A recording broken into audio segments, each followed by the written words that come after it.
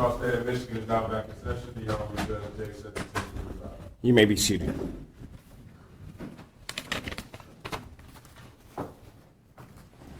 Court does call the case of the people of the state of Michigan versus Sherrone Moore. Good afternoon, Your Honor. Katie Rosmerski for the people. Good afternoon, Your Honor. Ellen Michaels on behalf of Sherrone Moore, who's present in court. Please state your name. Sherrone Brown. Thank you. Christine Pajak, also on behalf of Sherrone Moore. All right, thank you. You may be seated. All right. So date and time set for a Frank's hearing, things have changed. And even before you go on, I just want to express the court's appreciation for the hard work of counsel going through. I know it may have been a delay for the people that were waiting to see something, but your efforts were greatly appreciated. Mr. Smirski. Your Honor, thank you, and I appreciate the opportunity to address the court. First, allow me to apologize to the court and counsel. I was needed unexpectedly elsewhere in another county on a special prosecutor case this morning that went perhaps a little bit longer than expected, and then as life unfolds, I was rear-ended in a gas station parking lot. Everybody is fine, but I really appreciate everyone's patience, and it was not intentional. Thank you. Judge, I appreciate the opportunity to address the court about what has transpired and where we have arrived. This case, as is true with many cases, Your Honor, is alive and sort of moving and breathing. Investigation has been ongoing. An exchange of information has also been ongoing.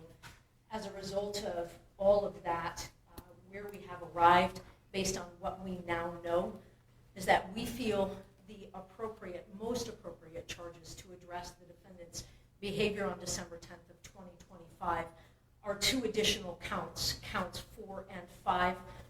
We would be seeking to add a count of what we call malicious use of a telecommunications device in the context of a domestic relationship, and then an additional count of trespass. Those are, as Your Honor is aware, misdemeanor matters. Your Honor, we have arrived at that as indicated based on a thorough review of the additional evolved evidence and investigation, as well as after consultation with, pursuant to our obligation of the Crime Victim Rights Act, consultation with the victim, largely through her representatives in this matter.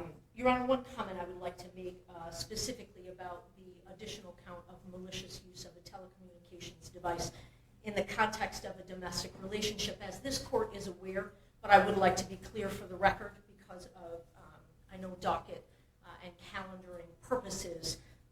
Your Honor, we did not at the time of issuing initial charges in this matter, nor do we believe now, after additional evidence has been presented to us, do not believe that there is sufficient evidence to prove a count of domestic violence in this matter, not historically and not what happened on December 10th.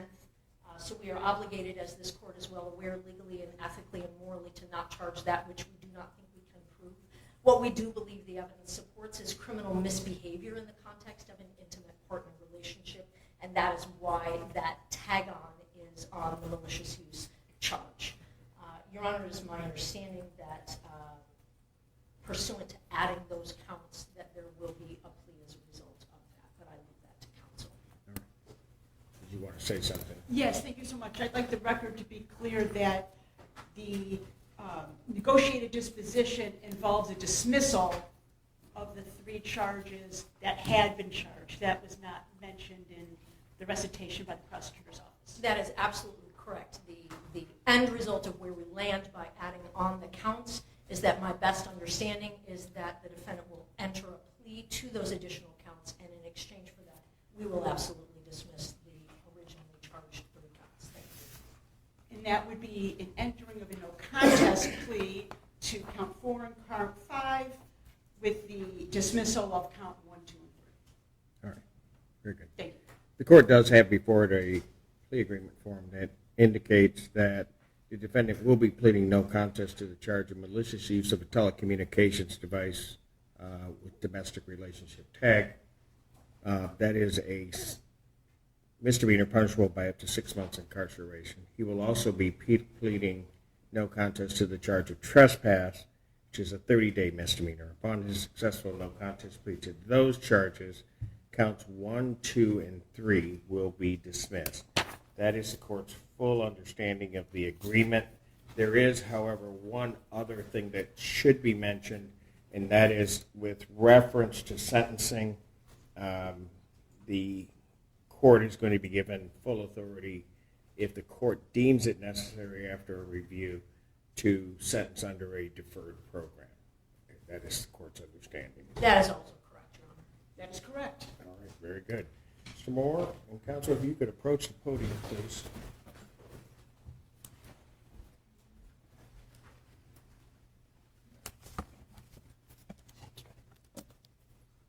Okay, gotcha. And if I may have him sworn. Raise your right hand.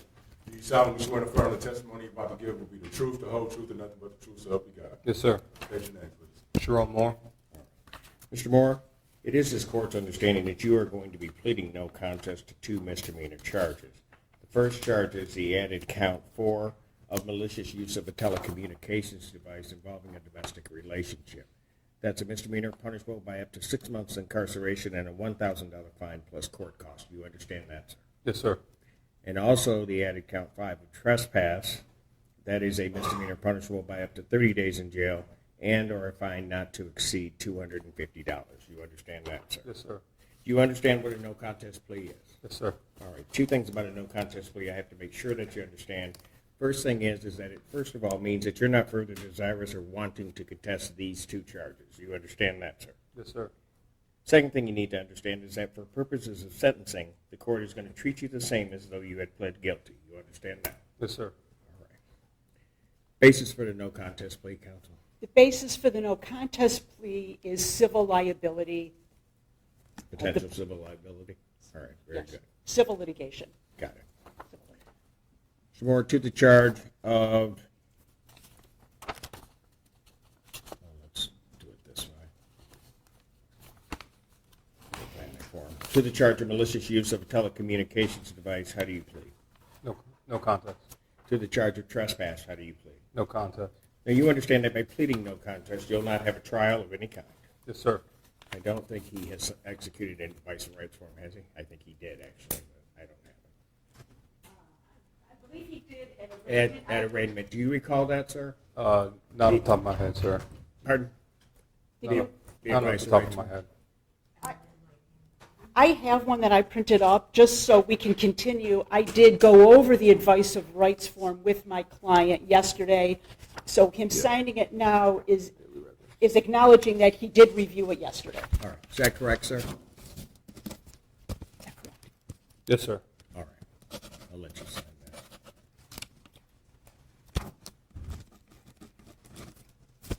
Did you have any questions regarding any of the rights that are contained on that form? No, sir. All right. You understand that by pleading no contest, you're waiving or giving up the rights that are contained on that form, Yes, sir. particularly the rights that are contained under paragraph 5. You'll see a copy on the podium, which are your trial rights. You understand that you're giving up those. Yes, sir. You understand you're giving up your right to appeal, all right? Yes, sir. Are you on probation or parole? No. Has anybody promised you anything other than what's been stated here today on the record to get you to plea? No, sir. Has anybody threatened you or coerced you in any way? No, sir. You're doing this voluntarily Yes, sir. and of your own free will. Yes, sir. The court has been provided and has reviewed thoroughly Pittsfield Township Department of Public Safety report for their case number 25-25629. Counsel, any objection to the court having reviewed that report? No objection. No objection. Based upon a review of that report, the court does find that there's a sufficient factual basis in which the court could determine the defendant's guilt of these 2 offenses. Sir, I do have to advise you, between the time of my acceptance of your plea and the time of sentencing, if you commit any misconduct as defined under the Michigan court rules, you would first of all not be entitled to withdraw your plea. You understand that? Yes, sir. And also, the court would not be bound by any sentence evaluation or recommendation. You understand that? Yes, sir. Is counsel aware of any threat, promises, threats, or other inducements which have led to this plea? There are none, Your Honor. No, Your Honor. And has the court complied with the court rule, and would it be proper to accept this defendant's plea? Court has. Yes, Your Honor. Court will accept the defendant's no contest pleas to counts 4 and 5. Counts 1, 2, and 3 are hereby ordered dismissed. A pre-sentence investigation and report is ordered. Sentencing in this matter will April 13th work for the parties? I have April 13th or April 20th at 11 a.m. April 13th works for the defense. Well, hold on one second. These are Mondays. I don't want Monday. Hang on a second.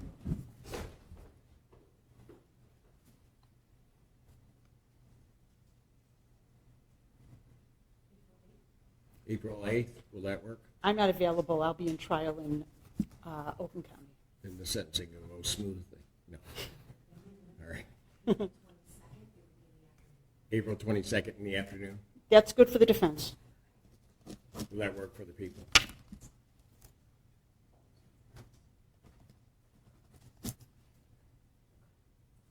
I personally will likely be unavailable in a trial, but it sounds like my office could make certain that it's covered.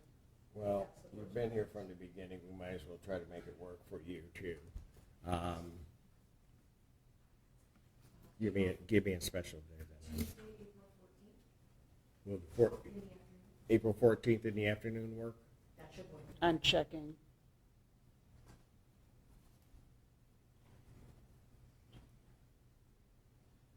April 14th works for the defense. April 14th, 2026 at 2 p.m. Before me. Anything else to bond? Nothing from the people. Yes, as to bond, we are asking that the bond condition of a GPS tether be removed as a condition of bond for the following reasons. The tether was placed when it was the understanding that the charges my client was facing was a felony and a stalking charge. Now that those charges are dismissed and the narrative of my client being having a history of violence and stalking has now been proven to be false, it's our position that the tether is no longer necessary. There is still, in effect, a no-contact order by my client to the complainant or by any third party to the complainant. He will absolutely abide by that no-contact provision, and he has no intent to, by himself or anybody else, to contact the complainant. All right. Any response from the people? Your Honor, I will say that I am comfortable leaving the matter of the tether in the sound discretion of the court. I will reiterate that our victim's most fervent desire is that the no contact, either direct or through third party order, remain in effect, and that is her highest priority and therefore ours. All right. What I'm going to do, and that provision regarding the no contact either by the defendant or a third party does remain in effect. I'm going to, at this time, however, deny the request for the removal of GPS tether until such time as the defendant has been interviewed by probation, and then I will make a decision on that based upon a recommendation from probation. All right? Thank you for that consideration. Thank you. Anything additional? No, Your Honor. Nothing from the people. Fantastic. Again, thank you both for your hard work on this and for getting it done. Thank you. Thank you so much. Court stands adjourned. All rise.